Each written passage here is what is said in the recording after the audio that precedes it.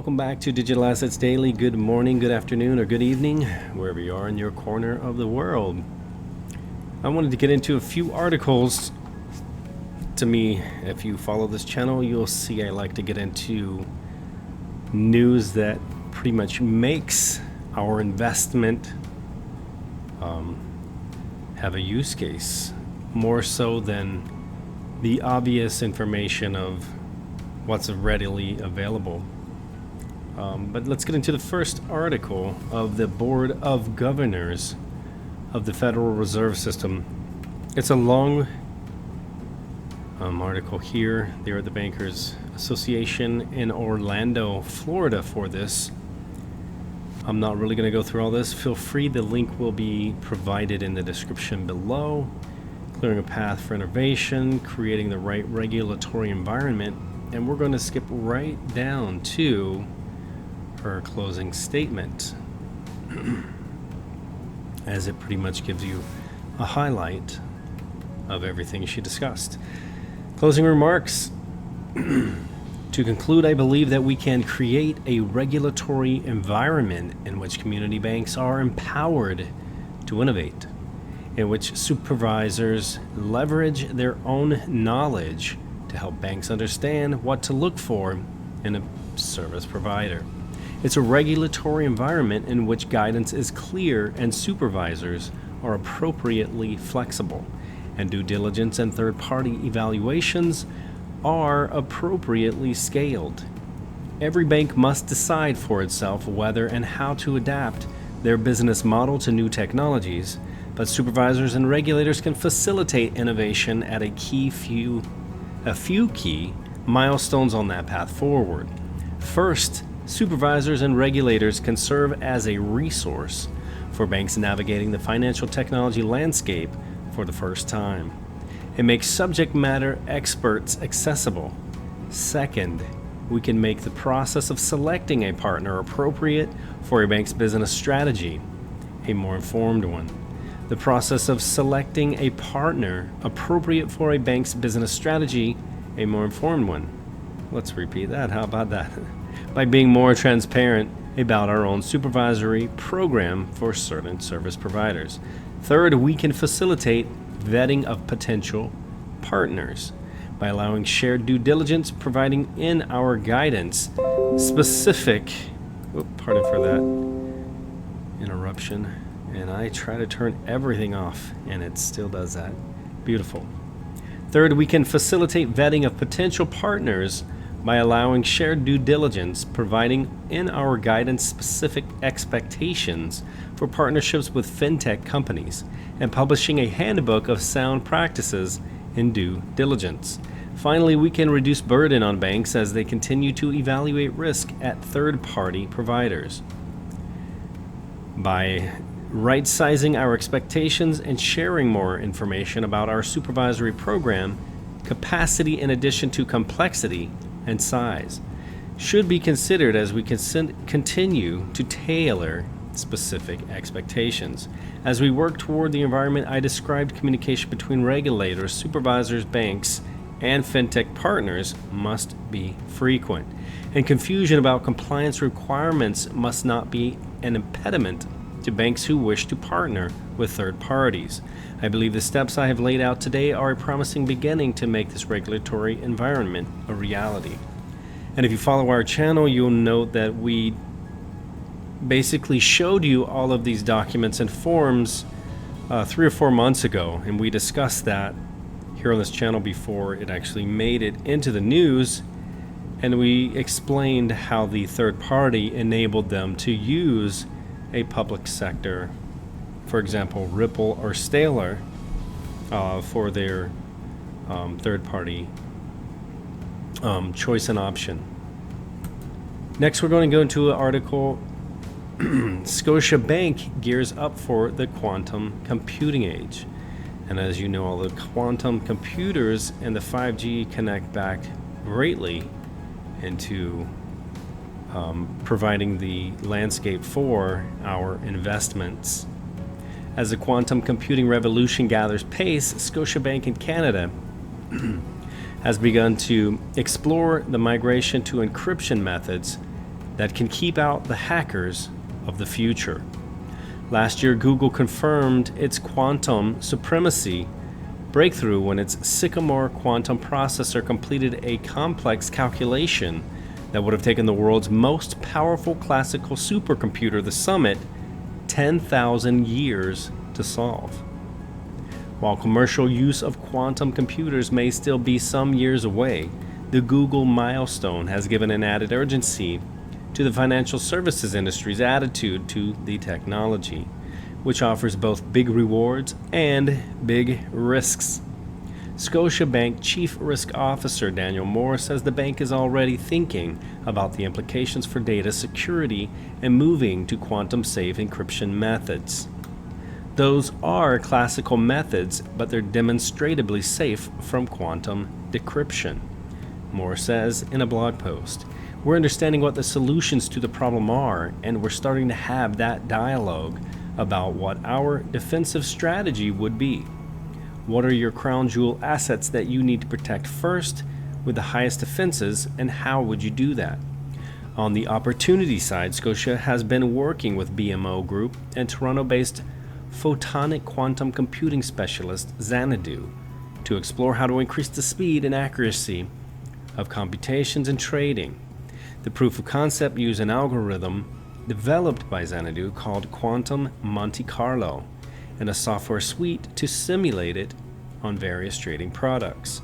It's a 1,000-fold plus speed increase on the most complicated calculations we do, and speed over repeated calculations gives us better accuracy, says Scotiabank programmer Tom Pickering. Another article I would like to get into is custody provider Vo1t partners with IBM to offer customers secure key storage, as XLM and XRP tend to be each other's shadows, their twin, and duplication of nearly everything they do.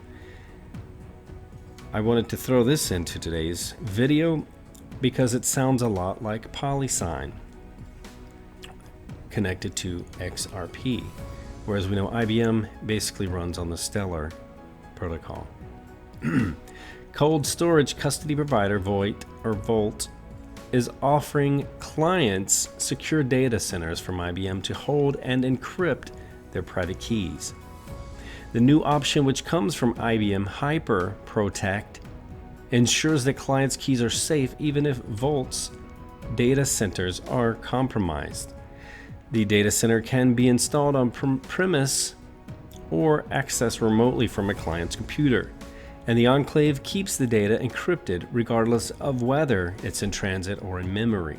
Having this means our clients get to sign with their key in a separate transaction with IBM, said Sebastian Higgs, general manager at Vo1t. The London-based firm, whose name is supposed to remind each other of a bank vault, provides custody, lending, staking, and trading products for 35 digital assets. So maybe their Vo1t is intended to be pronounced Vault. We'll go with that for now. If you know absolute, please do a phonetic pronunciation in the description or in the comments below. Thank you.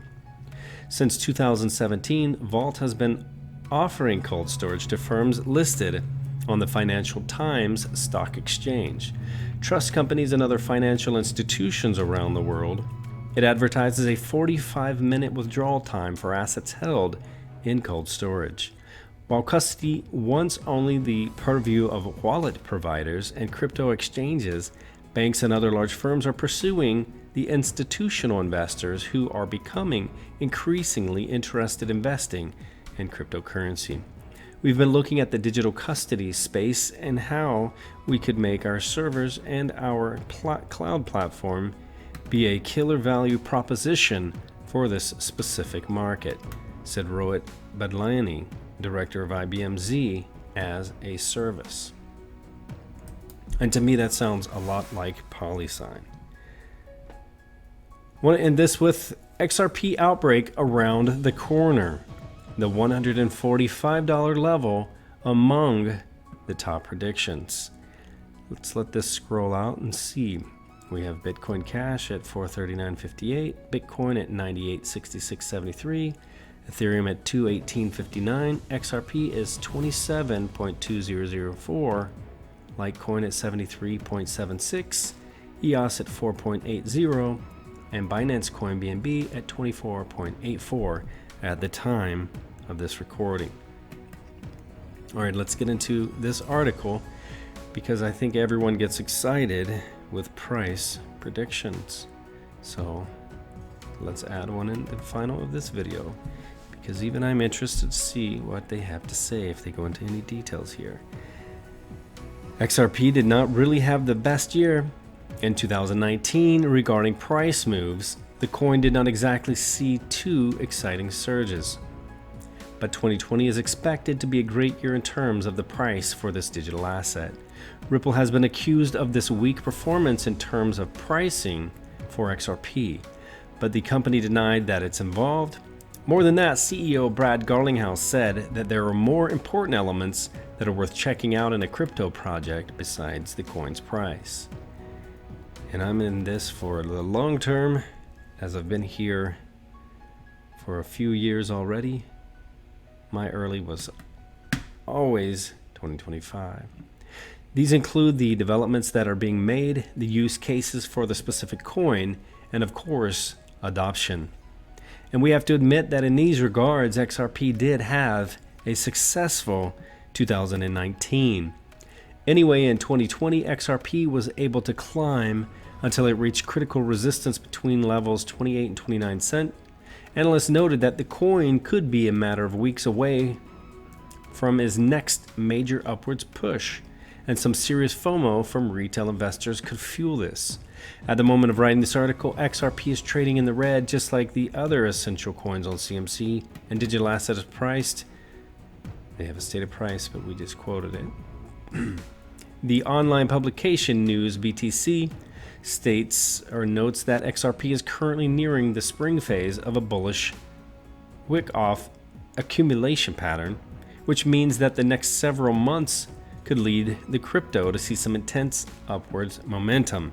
And I'm sure every investor of XRP would be excited to see that. The online publication mentions Trader XO, a popular crypto analyst on Twitter, who addressed this pattern in a recent tweet. The analyst explained the fact that he is waiting for XRP to push away from its yearly open before increasing his position size.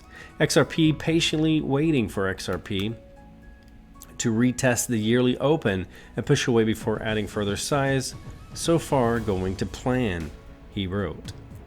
And at Trader XO, this post on February 5th, 2020, 2 ways I'm looking to add further size to my position: blue arrows, yearly open, or clear SR flip from where the price was rejected, waiting to be patient with his swing trade idea. The next says XRP patiently waiting for XRP to retest the yearly open and push away before adding further size. So far going to plan. If you're looking at your screen, he has the little chart, the TA chart right there. Do not look if you are driving or working. Check it again later so that you're not in trouble. Keep safe, my friend. A Twitter user commented, "Very nice setup, and definitely after all that pain since 2018 XRP might do something. The XRP army of fans is really rooting for this coin, and among the top predictions involving its price is the $145 USD level, which is seen as a viable possibility in the future." And that's going to finish off this video with that article. Feel free to comment below what you think your realistic price prediction for XRP will be end of year 2020. Guys, remember, this is not financial advice. It is for entertainment purposes only. Wishing you guys the best of days. Until the next one.